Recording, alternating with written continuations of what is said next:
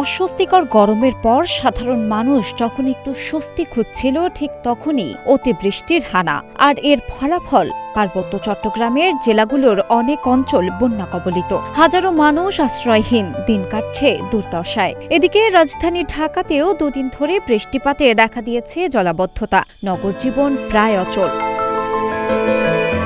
এমন দুর্যোগে বিষণ্ণ তারকাদের মন। সহমর্মিতার পাশাপাশি বন্যার্ত মানুষের পাশে সহযোগিতা নিয়ে এগিয়ে যাওয়ার আহ্বান জানাচ্ছেন তারা। এই পরিস্থিতিতে অভিনেত্রী মেহজাবিন চৌধুরী তার ফেসবুক পোস্টে লিখেছেন, বাংলাদেশের বিভিন্ন অঞ্চলে বন্যা ও ভূমিধসে ক্ষতিগ্রস্ত সকল মানুষের জন্য আন্তরিক দোয়া রইল। এই কঠিন সময়ে যারা নিজেদের প্রিয়জন, ঘরবাড়ি বা জীবিকার ক্ষতির মুখোমুখি হয়েছেন, আল্লাহ যেন তাদের ধৈর্য ও শক্তি দান করেন। যারা উদ্ধার ও ত্রাণ কাজে নিরলস পরিশ্রম করছেন, তাদের প্রতিও গভীর শ্রদ্ধা ও কৃতজ্ঞতা। আসুন আমরা সবাই যার যার সামর্থ্য অনুযায়ী ক্ষতিগ্রস্ত মানুষের পাশে দাঁড়াই। আল্লাহ বাংলাদেশকে হেফাজত করুন।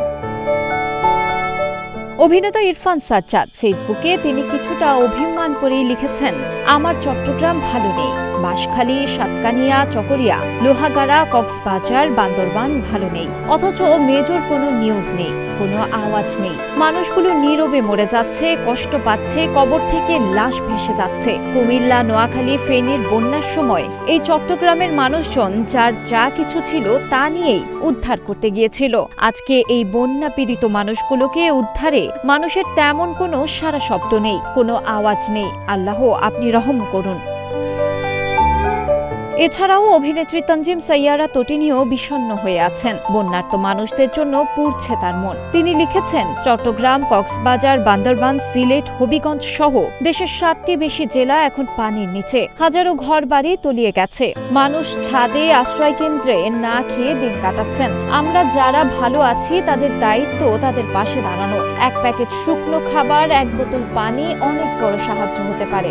ভালো আশ্রয়স্থলে স্থান নিন এবং অন্যকে যতটুকু সম্ভব সাহায্য করুন। শিলা ইসলাম, টিভি ডিজিটাল।